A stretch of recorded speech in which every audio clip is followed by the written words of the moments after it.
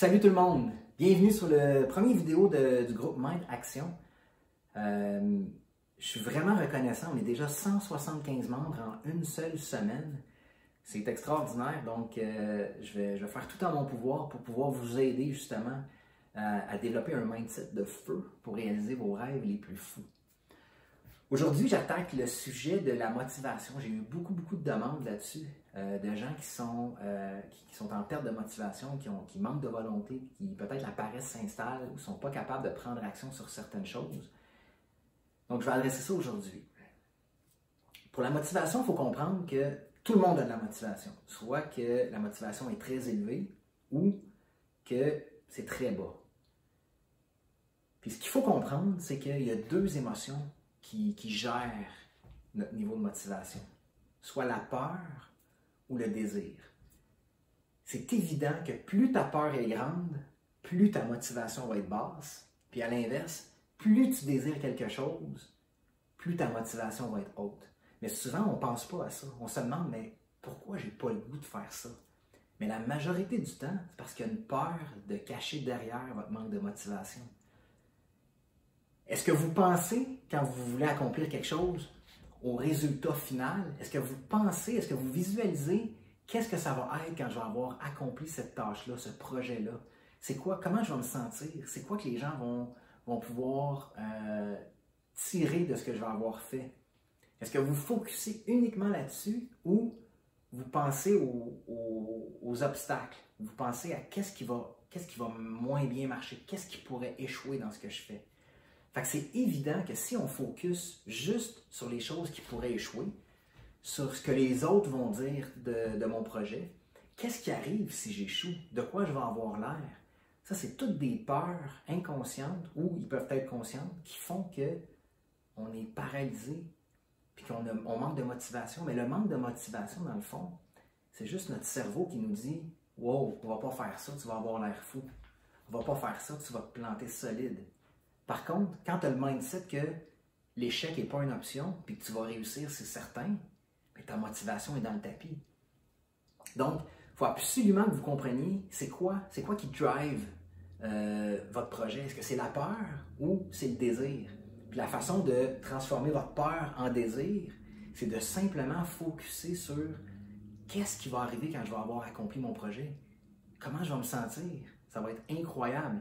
Donc, c'est absolument important de changer ce mindset-là de peur pour le désir, puis vous allez voir, votre motivation va exploser si vous focussez uniquement sur le résultat final que vous voulez dans le fond.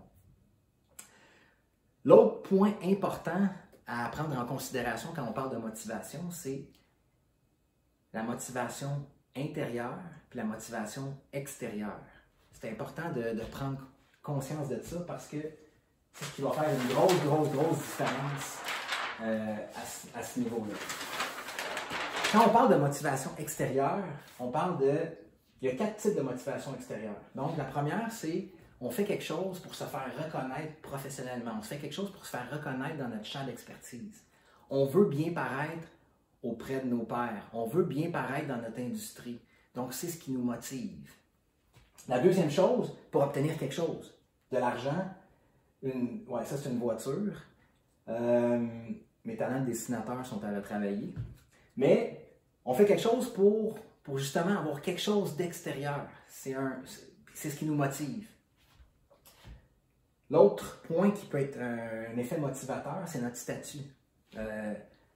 On veut bien paraître avec notre groupe d'amis, on veut bien paraître dans la société, donc c'est ce qui nous motive. Puis l'autre point où est-ce qu'on va chercher de la motivation, c'est de performer pour impressionner les autres. Mais tous ces points-là de motivation extérieure sont éphémères, sont temporaires. Parce que, qu'est-ce qui arrive une fois que vous allez avoir impressionné tout le monde? Vous allez chercher où votre motivation? Qu'est-ce qui va arriver une fois que vous allez avoir obtenu le salaire que vous vouliez? Ou moi, personnellement, combien de fois? Je suis représentant pharmaceutique, puis combien de fois j'ai pris un emploi versus un autre à cause du salaire?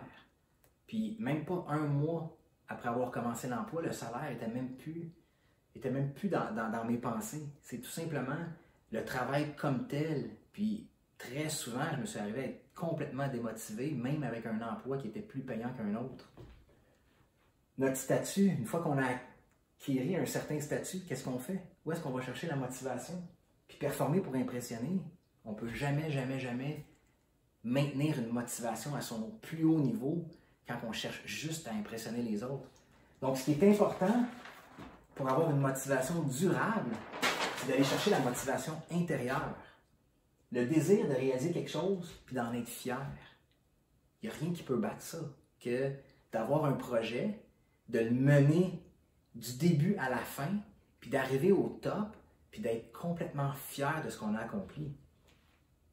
Justement, le sentiment d'accomplissement. Aller chercher quelque chose, d'être complètement, se sentir valorisé avec soi-même, se sentir accompli par ce qu'on a fait, puis partir à la conquête de son excellence. C'est être la meilleure version de soi-même. C'est pour ça qu'on fait ce projet-là. Donc, demandez-vous, dans le projet actuel, où est-ce que vous manquez de motivation, est-ce que c'est parce que c'est une motivation extérieure qui vous motive? Parce que c'est évident que inconsciemment, vous allez être moins motivé. Parce que quand on fait quelque chose pour quelqu'un d'autre, c'est sûr qu'éventuellement, on manque de motivation. Comme par exemple, si vous voulez perdre du poids pour votre conjoint, conjointe, éventuellement, si vous avez une chicane, si vous vous séparez, vous allez faire quoi? Vous aurez pu impressionner cette personne-là, donc vous allez perdre votre motivation. Donc, c'est super important. Comprenez pourquoi vous voulez faire tel projet. Puis si votre motivation est réellement intrinsèque, est réellement à l'intérieur de vous, vous allez voir, ça va faire un monde de différence.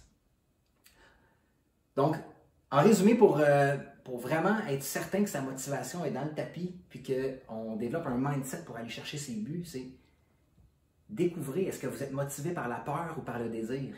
Puis si c'est la peur qui envahit vos pensées, changez ça pour des pensées de désir. Pensez au résultat final, à la récompense quand vous allez atteindre votre but.